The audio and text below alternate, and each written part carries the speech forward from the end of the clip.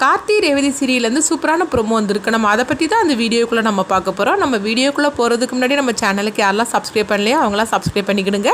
பக்கத்தில் உள்ள பெல் பட்டனை கிளிக் பண்ணுங்க. வாங்க வீடியோக்குள்ளே போகலாம்.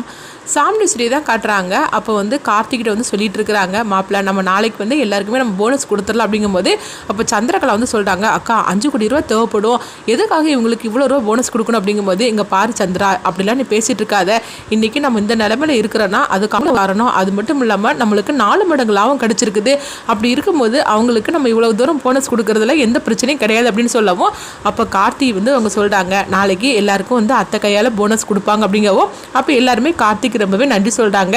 உங்களால் தான் இது எல்லாமே அப்படிங்கும்போது உடனே வந்து அவங்க சாம்டி ஸ்ரீ சொல்லிட்டு இருக்கிறாங்க, ஆமாம் மாப்பிள்ள இந்த தடவை நம்மளுக்கு இவ்வளோ தூரம் லாபம் கிடச்சிருக்குன்னா அதுக்கு காரணம் நீங்களும் தான் அப்படின்னு சொல்லவும், எல்லாருமே வந்து அவங்களுக்கு நன்றி சொல்லிட்டு போகிறாங்க. நாளைக்கு வந்து நீங்கள் போனஸை வாங்கிடலாம் அப்படின்னு சொல்லும் போது எல்லாருமே ரொம்பவே நன்றி சொல்லிட்டு அங்கே கிளம்புறாங்க. அடுத்து பார்த்தோம்னா சந்திரா இதை கேட்டுட்டு எரிச்சலோடு இருந்துட்டு இருக்கவும், அப்போ வந்து அவங்க ரேவதி வந்து சொல்லிட்டு இருக்கிறாங்க, அம்மா நாளைக்கு எங்களுக்கு வந்து ட்ரெஸ்லாம் எடுக்க வேண்டாமா அப்படிங்கும்போது, என்னாச்சு அப்படின்னு சொல்லி கேட்டுட்டு இருக்கவும், என்னம்மா எங்கள் நடந்த பிரச்சனை எல்லாம் மறந்து போயிட்டீங்களா, எங்களுக்கு தலை தீபாவளிக்கு ட்ரெஸ்லாம் எங்களுக்கு எடுக்க வேண்டாமா அப்படின்னு சொல்லும் போது, இது கெட்டதுமே பாரு ரேவதி நான் அதை மறந்துட்டேன் என்ன மன்னிச்சிருமா அப்படிங்கும்போது, உடனே வந்து அவங்க ரோஹிணி சொல்லிட்டு இருக்கிறாங்க, அம்மா தலை தீபாவளி கார்த்திக்கும் ரேவதிக்கு மட்டும் இல்லை நவீனுக்கும் அதுக்கப்புறமா துர்காவுக்கு தான் அப்படிங்கவும், இது கெட்டதுமே சாம்டி ஸ்ரீ கோவப்பட ஆரம்பிச்சிருந்தாங்க. அங்கே பாரு அவங்க 2 பேரையும் பற்றி எங்கிட்ட தயவு செய்து நீங்கள் பேசாதீங்க அப்படின்னு சொல்லிட்டு அவங்க கோபத்தில் திட்டிக்கிட்டு போயிருந்தாங்க. அடுத்ததான் பார்த்தோம்னா இங்கே துர்காவை தான் காட்டுறாங்க. துர்கா வந்து அழுதுகிட்டே இருக்கப்போ இப்போ பாட்டி வந்து சொல்லிட்டு இருக்கிறாங்க, ஏன் துர்கா நீ அழுதுகிட்டே இருக்கிற அப்படிங்கும்போது, பாட்டி தலை தீபாவளி எங்களுக்கு, ஆனா என்ன பண்றதுக்கு தீபாவளிக்கு நாங்க வீட்டுக்கு போகணும்னு சொல்லி ஆசைப்படுறேன் அப்படின்னு சொல்லி அழுதுகிட்டு இருக்கவோ, அப்போ பாட்டி வந்து அவங்களுக்கு எவ்வளவோ ஆறுதல் சொல்லிட்டு இருக்கிறாங்க. ஆனாலும் வந்து துர்கா அழுதுகிட்டு இருக்கவோ, அப்போ பாட்டி வந்து ரேவதிக்கு ஃபோன் பண்றாங்க, சொல்லுங்க பாட்டி அப்படிங்கும்போது, துர்கா அழுதுகிட்டே இருக்காமா அப்படிங்கும்போது, என்னாச்சு பாட்டி அப்படின்னு சொல்லி கேட்டுட்டு இருக்கவோ, அவளுக்கு இந்த வருஷம் தலை தீபாவளி இல்ல தீபாவளியை உங்க எல்லாரோடையும் கொண்டாடணும்னு சொல்லி ஆசைப்பட்டுட்டு இருக்கிறா. ஆனா உங்க அம்மா பத்தி தான் உனக்கு தெரியும்ல, அவகிட்ட நான் எவ்வளவோ எடுத்து சொல்லிட்டேன், ஆனா அவ கேட்க மாட்டேங்கிறா அப்படிங்கவும், சரிதான் பாட்டி நீங்க துர்கா கிட்ட ஃபோனை கொடுங்க அப்படிங்கவும், அப்போ ஃபோனை கொடுக்குறாங்க. அப்போ ரேவதி வந்து சொல்லிட்டு இருக்கிறாங்க, எங்க பாரு துர்கா நீ அழுதுகிட்டு இருக்காத, அம்மாவை பற்றி தான் உனக்கு தெரியும்ல, அம்மா இப்போ ரொம்பவே உன் மேலே கோபத்தில் இருக்கிறாங்க, ஏற்கனவே இந்த விஷயத்தை பற்றி நாங்கள் பேசிட்டோம், ஆனால் அம்மா எங்கள் எல்லாத்தையும் திட்டாங்க, அதனால அம்மாவோட கோபம் கொஞ்சம் கம்மியாகட்டும், அது வரைக்கும் நீ பொறுத்து தான் தீரணும், தீபாவளியை நீ பாட்டி வீட்டிலேயே கொண்டாடு அப்படின்னு சொல்லும் போது, நாங்களும் வந்து தீபாவளிக்கு அங்கே வாரோம் அப்படிங்கும்போது, உடனே வந்து துர்கா வந்து சொல்கிறாங்க, அம்மா கையால் எப்போவுமே வந்து அவங்க தானே நம்மளுக்கு ட்ரெஸ் எடுத்து கொடுப்பாங்க, அதுவும் இது தலை தீபாவளி அவங்க கையால் ட்ரெஸ் வாங்கணும்னு சொல்லி நான் ஆசைப்படுறேன் அப்படிங்கும்போது, அப்போ உடனே ரேவதி வந்து சொல்கிறாங்க, அது எப்படி முடியும் அப்படின்னு சொல்லி கேட்டுட்டு இருக்கவும், சரிதான் நீ அழுதுட்டு இருக்காதம்மா, அதுக்கு ஏதாவது நான் வழி சொல்கிறேன் அப்படின்னு சொல்லிட்டு அவங்க ஃபோனை வைக்கிறாங்க. அடுத்தது அங்கே பார்த்தோம்னா சந்திரகலா வந்து அவங்க காளியம்மாளை போய் பார்க்குறாங்க. அப்படி என்ன விஷயம் சந்திரா அப்படின்னு சொல்லி கேட்டுட்டு இருக்கவும், அப்போ சந்திரகலா வந்து சொல்லிட்டு இருக்கிறாங்க, இப்படி எங்கள் அக்கா வந்து போனஸ் கொடுக்க போகிறா, அதுவும் 5 கோடி ரூபாய் எடுத்துகிட்டு வந்து போனஸ் கொடுக்க போகிறா அப்படிங்கவும், என்ன சந்திரா சொல்கிற அப்படிங்கும்போது, ஆமாம் இது எல்லாத்துக்கும் காரணம் இந்த கார்த்தி தான், இந்த போனஸ் மட்டும் அவங்க எல்லாருக்கும் லேபர் எல்லாருக்கும் கையிலையும் கிடச்சிருச்சுன்னா இந்த பேரு புகழை எல்லாமே இந்த கார்த்திக்கு தான் போய் சேரும் அப்படின்னு சொல்லவும், இது கிட்டதுமே சிவனாண்டி முத்துவேலுவும் அதிர்ச்சி அடைகிறாங்க, எங்கள் 2 பேரையும் உள்ள தூக்கி போட்டவன் அவன் சந்தோஷமாகவே இருக்கக்கூடாது அப்படிங்கிறாங்க. அப்போ சந்திரகலா சொல்லிட்டு இருக்கிறாங்க, அவனுக்கு நல்ல பேர் கிடச்சிடக்கூடாது, இந்த போனஸ் மட்டும் அவங்க எல்லாரும் லேபர் கையிலையும் வந்து இது கிடச்சிருச்சுன்னா கண்டிப்பாக வந்து இந்த பேரும் புகழும் அவனை தான் போய் சேரும், அது நம்ம நடக்க விட்டுறக்கூடாது அப்படிங்கும்போது, அது எப்படி நம்மளை தடுக்க முடியும்னு சொல்லி கேட்கவும், எப்படியாவது தடுத்து தான் நிறுத்தணும் அப்படிங்கிறாங்க. உடனே காளிமாள் வந்து சந்திரா நீ சொல்லிட்டேல்ல அப்படின்னு சொல்லிக்கிட்டு, அவனுக்கு எப்படியும் இந்த போனஸை கிடைக்கூடாமல் நான் பண்ணுறேன் அப்படிங்கிறாங்க. அது எப்படி பண்ணுவீங்களோ எது பண்ணுவீங்களோ தெரியாது, ஆனால் அந்த போனஸ் வந்து யார் கையிலையும் கிடச்சிடக்கூடாது, அது மட்டும் கிடச்சிட்டா எங்கள் அக்காவுக்கும் கார்த்திக்கும் நல்ல பேர் கிடைச்சிரும், அது கிடைக்கூடாம பண்ணணும், அப்பந்தான் எல்லாருமே அவங்கள போட்டு திட்டிட்டு போவாங்க அப்படின்னு சொல்லவும், அதை நான் பார்த்துக்கிட்டு தான் நீ கவலைப்படாமல் போ அப்படிங்கிறாங்க. அடுத்து பார்த்தோம்னா அவங்க சாம்டி ஸ்ரீ வந்து பேங்குக்கு போகிறாங்க. பேங்குக்கு போனதுமே அவங்க இந்த மாதிரிக்கு 5 கோடி ரூபா பணம் எனக்கு உடனே வந்து வேணும் அப்படின்னு சொல்லும் போது, என்ன மேடம் திடீர்னு வந்து இவ்வளோ ரூபா நீங்கள் பணம் கேட்டுட்டு இருக்கிறீங்க, அதுவும் மேனேஜர் கிடையாது, மேனேஜர் சைன் போட்டால் தான் வந்து இந்த பணத்தை எடுக்க முடியும் அப்படின்னு சொல்லவும், என்னங்க இப்படி பேசிட்டு இருக்கிறீங்க, இன்னைக்கே வந்து எடுத்தாக்கணும், ஏன்னா எல்லாருக்கும் நான் போனஸ் கொடுக்கணும் அப்படின்னு சொல்லும் போது, சரிதான் மேடம் என்கிட்ட சொல்லிட்டீங்களா, மேனேஜர் நாளைக்கு வந்துருவாரு, நான் இந்த விஷயத்தை பத்தி சொல்லு, நீங்க நாளைக்கு 10 மணியாப்புல வந்து இந்த பணத்தை நீங்க வாங்கிட்டு போயிடலாம் அப்படின்னு சொல்லவும், உடனே சாம்டி ஸ்ரீ கண்டிப்பா நாளைக்கு இந்த பணம் வந்து என் கைக்கு கிடைச்சாகணும் அப்படிங்கும்போது கண்டிப்பா கிடைக்கும் அப்படின்னு சொல்லவும், இதை வந்து சிவனாண்டியும் முத்துவேலும் கேட்டுட்டு இருக்கிறாங்க. எப்படியோ மேனேஜர் இல்லாதனால இன்னைக்கு சாம்டி ஸ்ரீக்கு பணம் வந்து கையில கிடைக்கல, அதே மாதிரிக்கு நாளைக்கு கிடைக்கூடாம பண்ணிட்டோம்னா அதுக்கப்புறம் நம்ம நினைச்சாலும் நடக்கும் அப்படின்னு சொல்லும் போது, அது எப்படி சித்தப்பா முடியும் அப்படின்னு சொல்லி கேட்டுட்டு இருக்கும் போதே, எங்க பாரு மகனே எப்படியாவது நாளைக்கு இந்த பணத்தை வந்து கிடைக்கூடாம பண்ணணும்னா நம்ம மேனேஜருக்கு கொஞ்சம் பணத்தை கொடுத்து நம்ம கைக்குள்ளே போட்டுக்கிடணும், அப்படி இருந்தாக்கி எப்படியாவது வந்து பண்ணி அந்த பணத்தை வந்து அவளுக்கு கிடைக்கூடாமல் பண்ணிடலாம் அப்படிங்கவும் உடனே சிவனாடி சரி அப்படிங்கிறாங்க.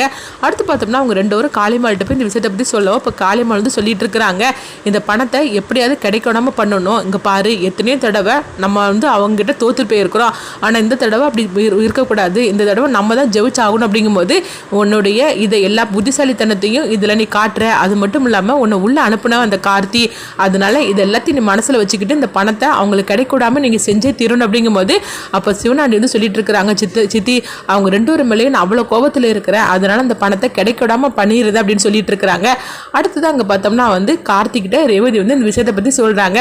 துர்கா வந்து இப்படிலாம் வந்து ஃபோன் பண்ணி என்கிட்ட சொன்னா, அவளுக்கும் தலை தீபாவளி தானே, அதனால அம்மா கையால் ட்ரெஸ் வாங்கணும்னு சொல்லி ஆசைப்படுறா. அப்படிங்கவும் உடனே ரேவதி பார்த்தோம்னா துர்காவுக்கு ஃபோனை பண்ணுறாங்க. அப்போ கார்த்தி வந்து துர்கா கிட்ட பேசுகிறாங்க, என்ன துர்கா நீ இப்படிலாம் வந்து சொன்னியாம ரேவதி சொன்னா. அப்படிங்கும்போது ஆமாம் அம்மா, எப்படியாவது வந்து நீங்கள் தான் நான் வந்து அங்கே தீபாவளிக்கு வரணும்னு சொல்லி ஆசைப்படுறேன் அப்படின்னு சொல்லும்போது அப்போ வந்து கார்த்தி அதை நடக்காதுமா, நீ கொஞ்சம் அமைதியாக தான் இருந்தாகணும் அப்படின்னு சொல்லும்போது அப்போ அம்மா கையால் ட்ரெஸ் எனக்கு வாங்கி கொடுத்தா நான் அதையாவது நான் வந்து வாங்கிக்கிட்டு நான் சந்தோஷமாக இருப்பேன். அப்படிங்கும்போது அப்போ கார்த்தி வந்து சொல்றாங்க, சரி துர்கா உன் ஆசையை கண்டிப்பா நீ நிறைவேற்றுற. அப்படிங்கவோ இது கிட்டதுமே துர்கா ரொம்பவே சந்தோஷப்பட ஆரம்பிச்சிருந்தாங்க.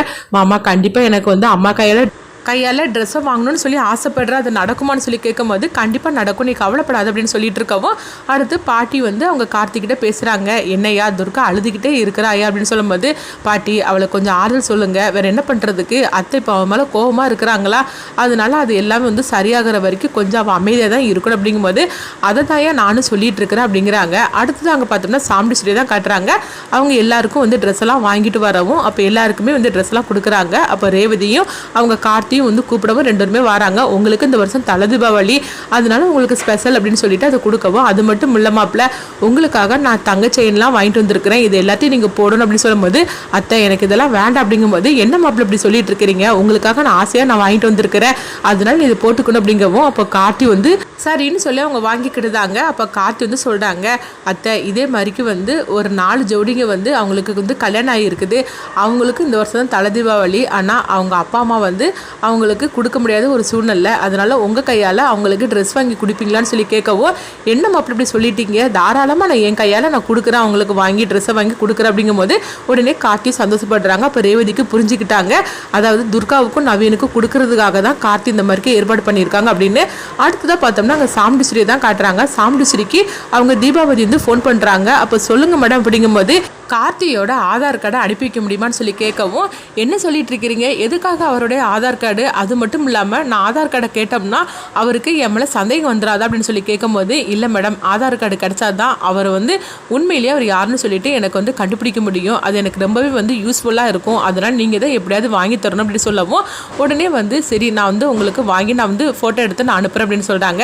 அடுத்தது பார்த்தோம்னா சாமுண்டீஸ்வரி வந்து அவங்க கார்த்திகிட்ட சொல்கிறாங்க, மாப்பிள்ளை நான் வந்து இன்றைக்கி பேங்குக்கு போனேன், ஆனால் வந்து நாளைக்கு தான் பணத்தை எடுக்க சொன்னாங்க, அது மட்டும் இல்லாமல் வரவு செலவு எல்லாமே வந்து இல்லை நீங்கள் தானே பார்த்துட்டு இருக்கிறீங்க, அதனால உங்களுடைய ஆதார் கார்டை அவங்க கேட்டிருக்காங்க அப்படின்னு சொல்லவும் உடனே கார்த்தியும் அதனால நான் தார் அப்படின்னு சொல்லிட்டு அவங்க கார்த்தி வந்து தன்னுடைய ஆதார் கார்டை அவங்க கொடுக்கவும் அப்போ வந்து சந்திரகலாவுக்கு சந்தேகம் வருது, எதுக்காக அக்கா வந்து கார்த்தியோட ஆதார் கார்டை வாங்கினா என்னென்னு தெரியலையே, உண்மையிலேயே வந்து பேங்க்ல தான் அப்படி கேட்டிருப்பாங்களா இல்லைன்னா இவ வேற எதுக்காவது கேட்டாலான்னு தெரியலன்னு சொல்லிட்டு சந்திரகலாவுக்கு அவங்க சாமுண்டீஸ்வரி மேலே சந்தேகம் வருது. அடுத்து வந்து சாமுண்டீஸ்வரி ஆதார் கார்டை ஃபோட்டோ எடுத்து அவங்க தீபாவளிக்கு அனுப்பி விடுறாங்க.